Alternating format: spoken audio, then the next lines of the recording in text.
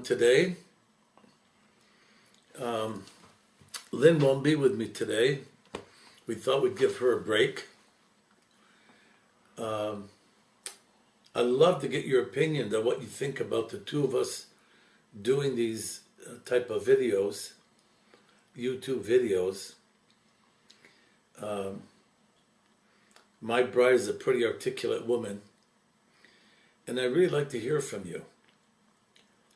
Secondly, if you want to subscribe to the videos, you could do so at the bottom of the YouTube.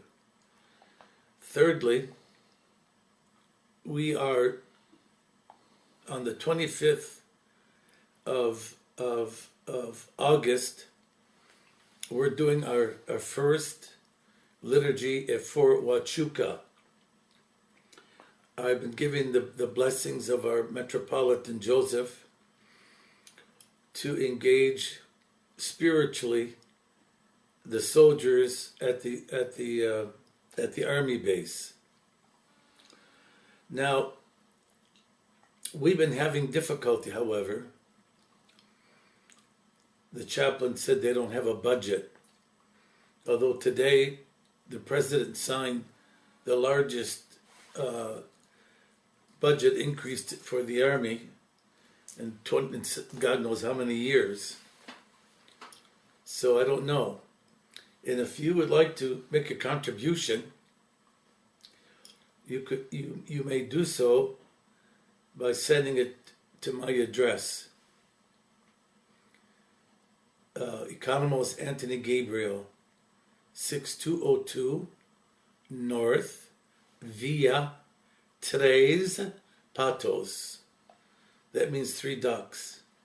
Tucson, 85750. You'll be getting more information later on. But I just want to whet your appetite a little bit about exciting things that are taking place. And today, I want to talk about the 2 books I wrote, Gabriel's Dragons and Silence. I don't know how available Gabriel's Dragons is,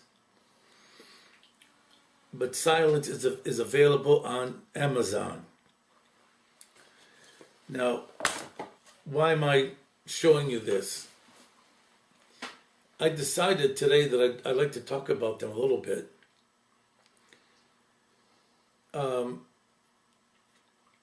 I wrote Gabriel's Dragons during the most awful period in my life, when I was diagnosed with metastatic colon cancer. And they told me that I did not have long to live. And I told the doctor I wouldn't take chemo. And I said I saw too many people who took chemo and were tortured to death. But I'm sure I mentioned before on one of our YouTubes about the dream I had with my aunt in Lebanon, who's a nun, and the few moments of sleep that I had in Vermont, where we have a country home. And I heard the nun singing, and she gave me the holy bread.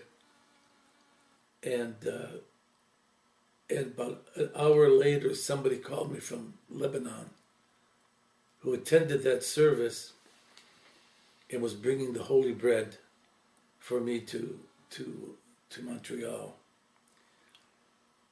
When I told Lynn about this dream, she said, God has given you a sign. You're going to take the protocol that they're recommending. Well, it turns out that the protocol that I was on was a very, very tough protocol that included in the cocktail, the chemo cocktail, was interferon. And back in in the 90s, no one knew much about interferon. I think it's a drug they found in Mexico. And it was something that was recommended by the University of Pittsburgh Medical Center. And it meant that I had to have a shot every day. And the first time I took it, I was so sick. They forgot to tell me before I do the injection, I should take 2 Tylenol to break the reaction, because you get a fever. And I shook all over the place. Anyway, the Cedar Cancer Fund in Montreal supported the publication of this book. And I think it went through three printings. And I wrote the book because I wanted to give people who have cancer hope. Hope. Because quite frankly, I had a very, very bad cancer that they found in the cecum, which is behind stuff. And they had to remove some organs to get to it. It was on the right side. Usually colon cancer is on the left side. And one doctor told me if we cure one side, it migrates to another side. Anyway, while I was working on the Antiochian history, I was writing my like a diary of what I experienced when I was going through chemo, and some tips how you can use this experience, one, to help others, but secondly, to transcend yourself. If you're not just thinking of woe is me, because at that time in Montreal, there was quite a few, especially women that had breast cancer. And I would be on the telephone with them, encouraging them. Because in a way, I really didn't believe I had cancer. It wasn't in my lingo. But boy, I had it. And I had this treatment 7 days a week for 6 solid months. And of course I lost my hair. And I was down to skin and bones, etc., etc. But it was a real wake-up call. Real wake-up call. Then, some years later, and I think because of the protocol, I was always in the hospital for something. Could be cough syncope, where you cough and you black out. I mean, you name it. It could be an obstruction of the bowels, anything. I was every year rushed to the hospital. So the doctor said, I think we got to see what further damage has this protocol done to your ecosystem. So in 2003, they decided to operate. And I told them, please don't wake me up if I have a colostomy and ileostomy. And on that score, my wife and my son David got into it big time. Because she insisted that I was going to make this journey.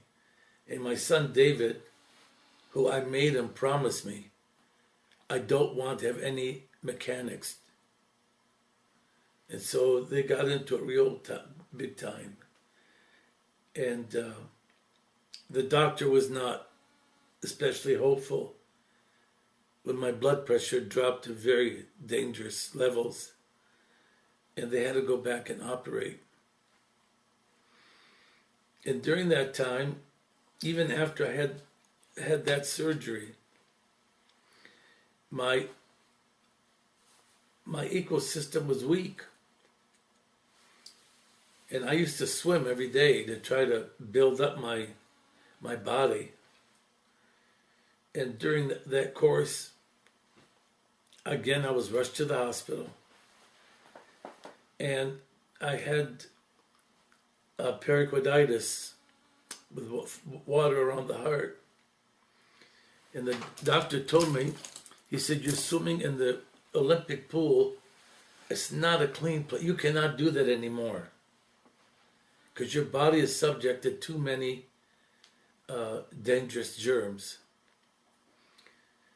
Well, I'll tell you, the period of silence, I say silence because I was in a coma for 6 weeks. And they kept me in isolation for another 3 months. I couldn't see anybody. I couldn't talk to anybody. I had to struggle to keep on living. Because after I woke up from a coma, I had kidney failure. And I wept so hard.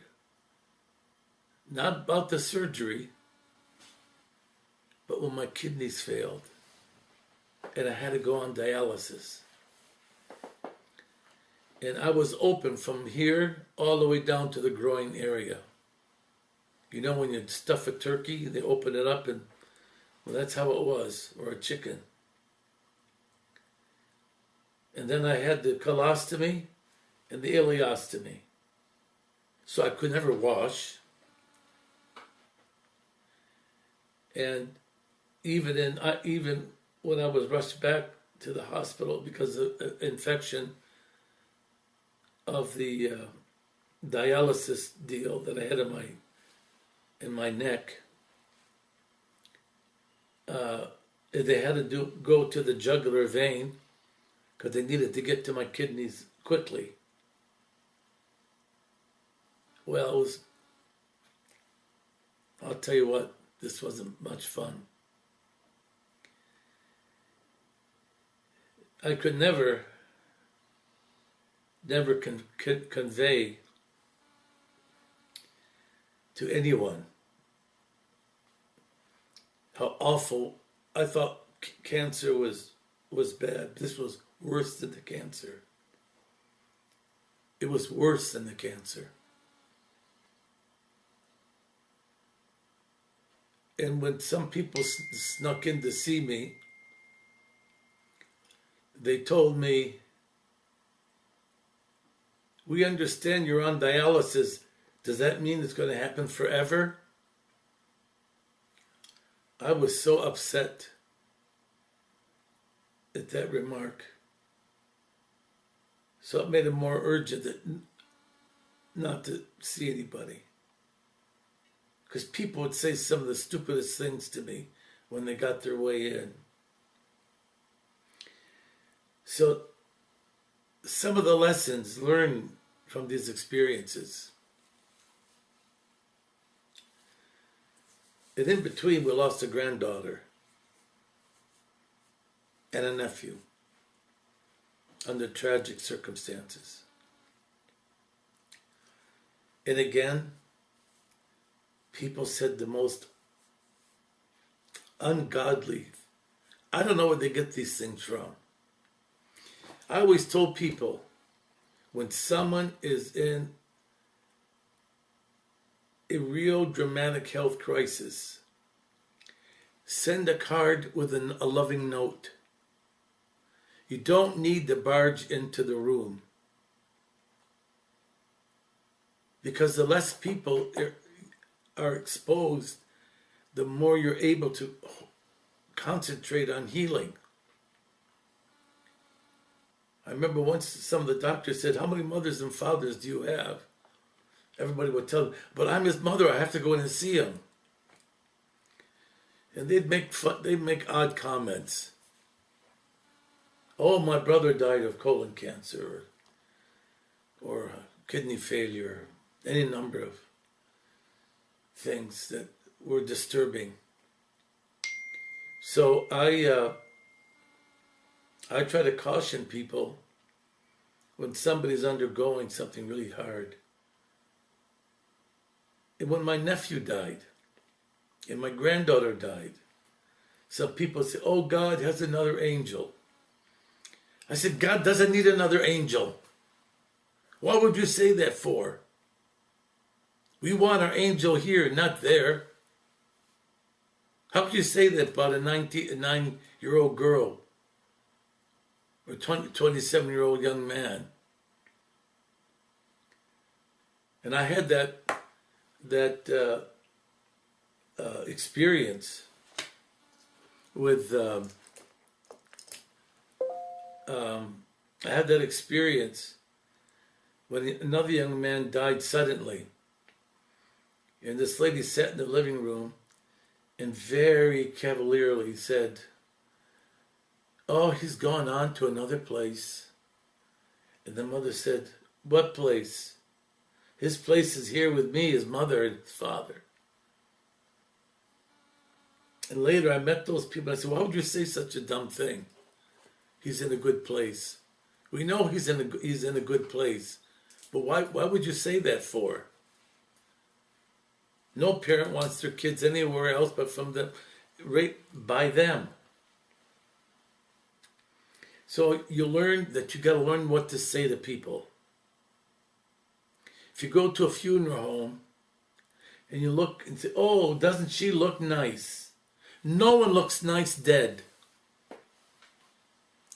My condolences, my prayers are with you. You don't have to make comments about the body.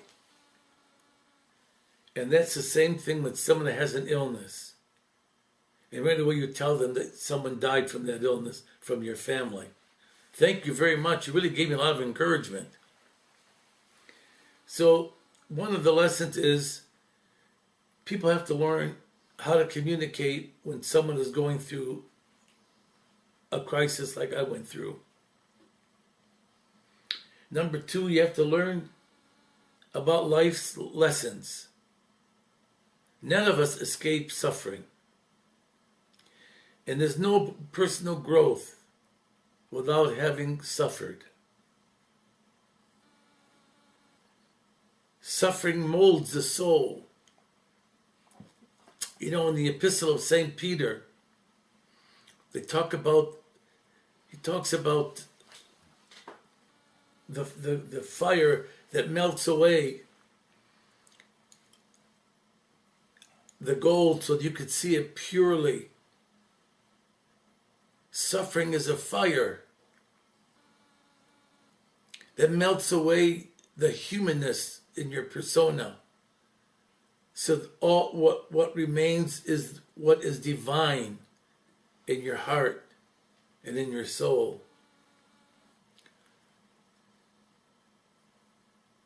Thirdly, you learn to value every day. Fourthly, you learn about the relationships that you have. Treasure them. And don't take anything for granted. And finally, to close, remember how important it is when undergoing a trauma. You don't say, why me? You might say, why not me?